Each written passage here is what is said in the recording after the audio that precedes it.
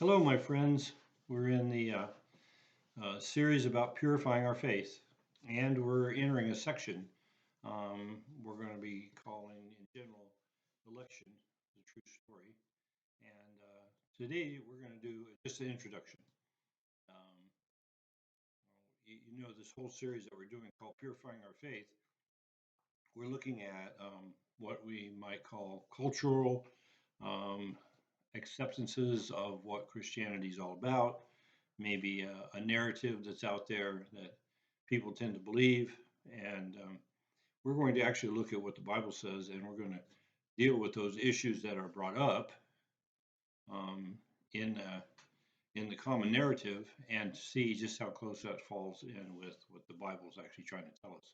What we tend to find is the Bible is way more complex and often way more promising than anything that we tend to make up on our own, because God has a greater mind and a greater potential to create a life of faith that it has the elements of intrigue and personality and represents the things that he's doing in our world.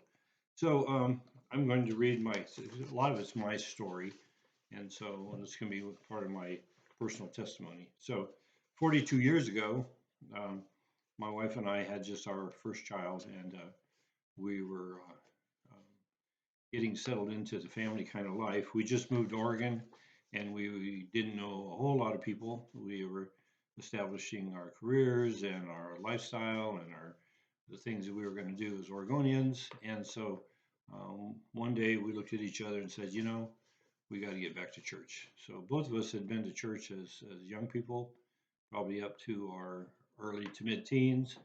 And then the pressures of life and the things moving around us, church became less and less important.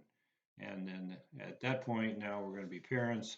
We realized we needed a social group that held our values, and so we uh, we were starting to move in that direction.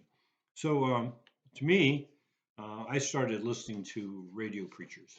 I wanted to kind of get back into that mindset. I needed to walk into something without doing some research, without understanding what was all about, was going to be a disaster in the making. So I wanted to understand what we're getting back into. In fact, the Christian faith lived as an adult is seriously different than one that's lived as a teenager. And so that was what our memories were, and I knew those were not going to be representative of what we were going to be dealing with. So I started listening to sermons on the radio. In fact, I listened to hundreds of sermons. I listened multiple every day, and and then I would read my Bible at night, and then more sermons. So my very rational brain started picking up on things that were being repeated over and over again by this man and that man and this person in that situation. And so I finally got kind of uh, um, the highlights of what I saw as a Christian faith, and so I'm going to share those things with you. Some of them are a little bit on the humorous side, but that's how life is. Life is sometimes humorous. So my first impressions, because I knew a lot of Bible stories from Sunday school type stuff, so I knew stories about David, stories about all these different people, and so I could tell someone could say a person, and I could tell you the story in the Bible. So I had a good mind that way. So I knew that God had put Adam and Eve in the garden, and and and and I had in my mind He put them in there with the promise that good people go to heaven and bad people go to hell, and we've been dealing with that one, and we know that that's all.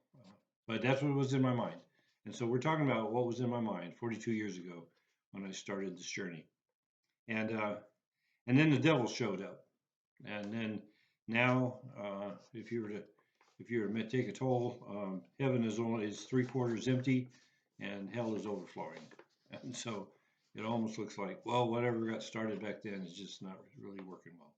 And so, and then I also figured out that a good preacher, well, one of his jobs is to push your emotional buttons until you are sorry for being a dirty, rotten sinner.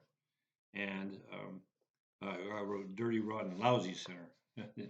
And that you can go forward, or you can repeat the sinner's prayer, or you can raise your hand when everybody's head is down. There's multiple ways that you kind of sneak into the kingdom. And so once you've done that, then you're in. And maybe you get baptized. Maybe you have to sign up with a church. But basically, you've now gotten your ticket for the train to heaven. So that was my understanding from what I heard and what I'd seen.